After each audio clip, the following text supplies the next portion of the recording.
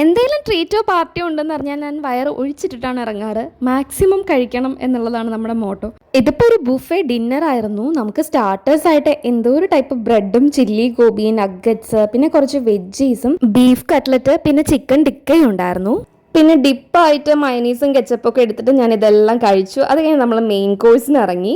Creamy ആയിട്ടുള്ളൊരു chicken കറിയും നൂഡിൽസും ആണ് ആദ്യം എടുത്തത്. പിന്നെ ഫ്രൈഡ് റൈസ് എടുത്തു. അത് കഴിഞ്ഞിട്ട് ഞാൻ ഇതിനകത്ത് എന്താ മൊത്തം കപ്പലണ്ടി എന്നും പറഞ്ഞ് നോക്കുമ്പോഴാണ് പീനട്ട് ഫ്രൈഡ് റൈസ് ആയിരുന്നു. അപ്പോൾ നമ്മുടെയാണ് പ്രശ്നം. പിന്നെ ലൈവ് കൗണ്ടർ ഉണ്ടായിരുന്നു അവിടെ. നമുക്ക് എന്തെങ്കിലും വേണമെങ്കിൽ അപ്പം തന്നെ ഉണ്ടാക്കി തരും. പിന്നെ ഒരു മട്ടൻ കറിയൊക്കെ കഴിച്ചു. അതിനിടയ്ക്ക് എന്തൊക്കെയോ കൂടെ എടുത്തിട്ടുണ്ട്. അത് കഴിഞ്ഞിട്ട് എൻ്റെ ഫേവറേറ്റ് ഡിസേർട്ട് സെക്ഷനിലേക്ക് കടന്നപ്പോൾ പേസ്ട്രീസ് ഉണ്ടായിരുന്നു. പിന്നെ ഗുലാബ് ജാമുൻ വിത്ത് കസ്റ്റേർഡ്, ജിലേബി ഉണ്ടായിരുന്നു. ജിലേബിയും ജാങ്കരിയും തമ്മിലുള്ള വ്യത്യാസം എനിക്ക് ശരിക്കും ഇപ്പോഴും അറിയില്ല. സ്പൂണിൽ ഒരു പുഡിങ് പോലെ ഒരു സാധനം കണ്ടില്ല, അതിന് പെന്നാക്കോട്ടാന്ന് എന്തായിരുന്നു അവിടെ പേര് എഴുതി വെച്ചിരുന്നത്. പിന്നെ ഫ്രഷ് ഫ്രൂട്ട്സ് എടുക്കാൻ വലിയ ഇൻട്രസ്റ്റ് ഒന്നും ഉണ്ടായില്ല. പിന്നെ അതിനെ മാത്രം ഒഴിവാക്കി പോകുമ്പോൾ വിഷമം ഉണ്ടാവിച്ചിട്ട് അതും എടുത്തു. ഇത്രയും കയറ്റപ്പോഴേക്കും നല്ല മട്ടായിട്ടുണ്ടായിരുന്നു. പിന്നെ മട്ട് മാറാൻ വേണ്ടി ഞാൻ അവിടെ കൂടെ നടന്നപ്പോഴാണ് ചോറും കറിയൊക്കെ ഉണ്ടായിരുന്നു കേട്ടോ. ചോറ്, മീൻകറി, മുളകിട്ടത്, അങ്ങനെയൊക്കെ. നമ്മളെ വീട്ടിൽ കിട്ടുന്ന ഒന്നും ഞാൻ പുറത്തു പോയി കഴിക്കാറില്ല. അപ്പോൾ അതൊക്കെ വെറുതെ കണ്ടിട്ട് തിരിച്ചു പോന്നു.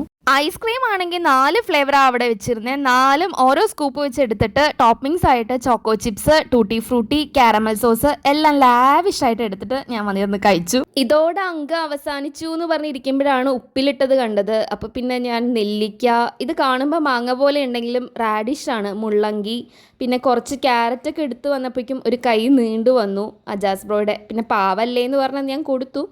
പിന്നെ നമ്മൾ കുറച്ചുകൂടെയൊക്കെ എടുത്ത് ഇതോടെ യുദ്ധം അവസാനിച്ചിരിക്കുകയാണ് സുഹൃത്തുക്കളെ.